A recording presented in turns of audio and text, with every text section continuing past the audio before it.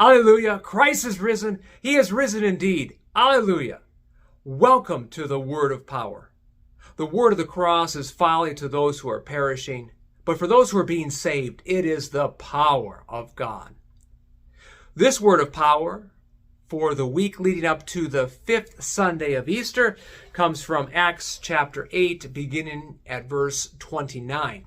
This is the account of Philip and the Ethiopian eunuch, and we are going to learn two big things about the Bible.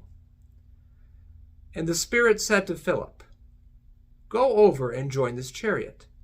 So Philip ran to him and heard him reading Isaiah the prophet and asked, "Do you understand what you are reading?"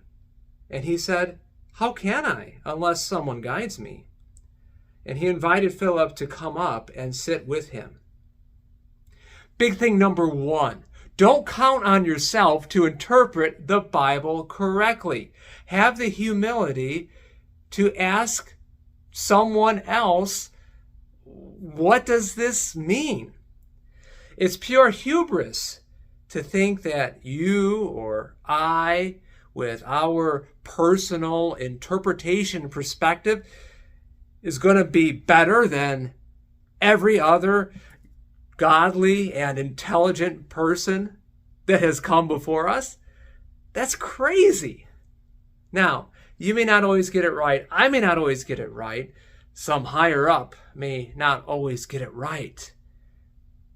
But by reading the Bible together and asking questions of each other, we're going to have a better chance of getting it right.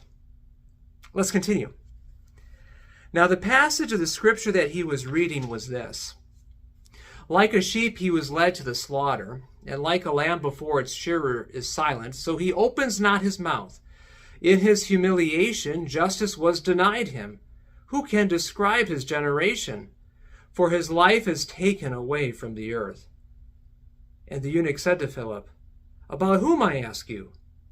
Does the prophet say this about himself or about someone else?" Then Philip opened his mouth, and beginning with this scripture, he told him the good news about Jesus. Big thing number two, all the Bible is about Jesus.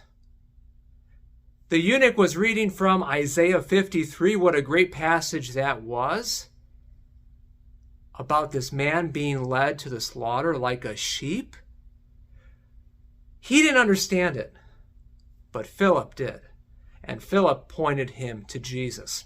But we can take any passage of Scripture and point it to Jesus. In fact, at the end of the Gospel of Luke, Jesus said, "All the Scripture is about me. I am the one who has fulfilled all of Scripture." So one thing to look for, to listen for, as we hear others preach and teach the Bible is, are they connecting this passage to Jesus? Are they showing me Jesus? Are they giving me the good news of Jesus, who died for me and who rose again for me? I have so much more to say about this passage, so join us for the divine service at our Redeemer Lutheran Church this weekend. Alleluia! Christ is risen. He is risen indeed.